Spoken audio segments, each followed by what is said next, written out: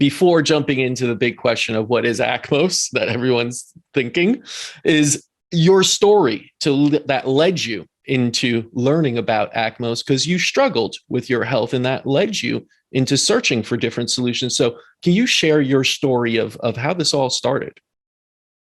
Okay, so my story goes back quite a long way to 1994, when, in fact, even the year before that, when I was starting to struggle at work. I was very stressed. I had been through quite a bit of personal stress.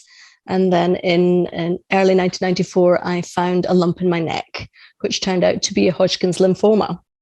And I was at the peak of my physiotherapy career. I was in a senior position. I was actually working in the community in the UK at that time, and our health services are very pressed. It was a high stress job. And when I received my diagnosis, I received it on the Monday of the week that I got married. So I diagnosis on Monday evening, married the following Saturday.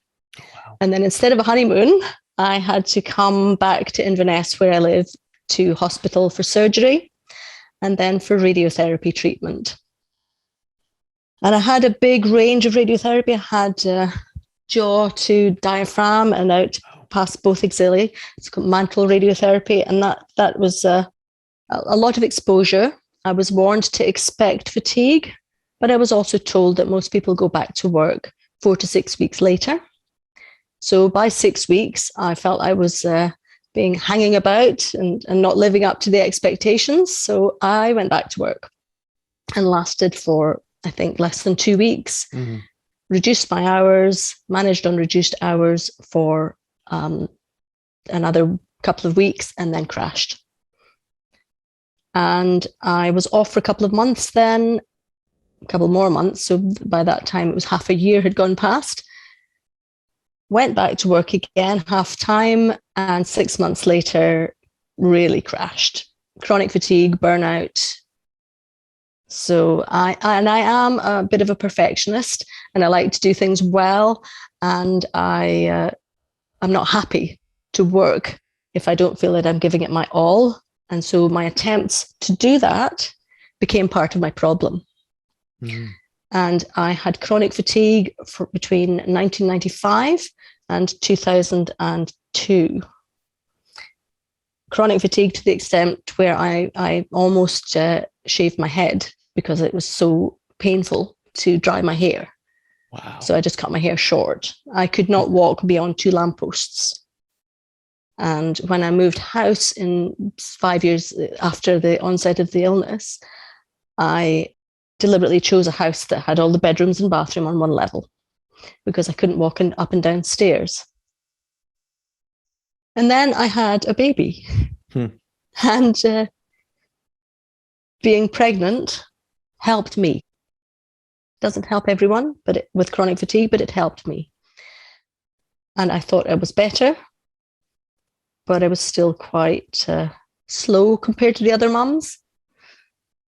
I was determined to have 2 babies, because what if I couldn't look after my child? What if I couldn't entertain him? He spent a lot of time in a playpen while I slept on the sofa. So I didn't think it was fair for my son to have no playmate. Mm. And so against all advice, I had a second baby. And I walked out of the labour ward in 2002, so 94 to 2002, feeling almost normal. And so the second pregnancy definitely changed my hormones, and everything kind of slipped back into place. But I was, by that time, very interested in whole of health. And a year later, when my children were very young, I was told that I had a risk of a secondary cancer anywhere within this big area of radiation that I had had. The highest risk being breast cancer, a 1 in 4 risk, and the esophageal, lungs, anything, throat, tongue. So that really was frightening. It was frightening for me, it was frightening for my husband, and I considered having a mastectomy, bilateral, prophylactically, but I didn't think I would feel like me anymore. And so I didn't choose that path. What I did do was start looking more proactively at health, looking for some way to protect my health in order to protect my family. That was my primary driver at that time, was to protect my own health and my family's health. And I had done some acupuncture and some Chinese medicine during my physical therapy career. And I loved Chinese medicine. And so I started looking at degree courses. I live in the sticks, in the wilderness of the Highlands of Scotland. And to take 4 weekends a month to go to London to do a course while you have 2 toddlers is not practical. So I kept looking, and I came across at a Mind, Body, Spirit fair, a friend of mine from the Action for ME Pregnancy Network, actually, who had taken up ACMOS. And she handed me her antenna and said, there's a course in London next month. Ask with the antenna if you should do it.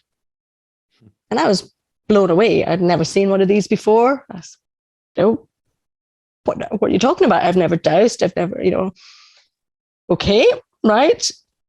Should I do the course in London next month? And the antenna moved for me straight away. And so I did it. And here we are. And here we are. I mean, it's 15 years. Right. It's a story that reminds me sort of my father's and how he came about ACMOS, because it was just that kind of a friend of his, Tom Grady at the time in Arizona that he knew, said, hey, I got this, guy out in Paris that wants to teach something about energy medicine. He uses this wand and does all this stuff. It sounds good. My father said, okay, why not? And, my father was conventionally trained. So even kind of being open to this, like you said, basically an antenna, what is this that I'm using? It's not some kind of big device or something that you put your hand on and reads out everything. It's literally like a dowsing rod. We'll get into it more because it's not. But, just taking that leap of faith and going in that direction. It's almost as the universe kind of provided for you as well. It's like, you're looking for solutions. Here's an amazing solution. And the strange part of it is, as we know, it's such it's not talked about too much. The ACMOS method itself is a genius method that just hasn't, gotten really into the mainstream, let's say, as acupuncture has.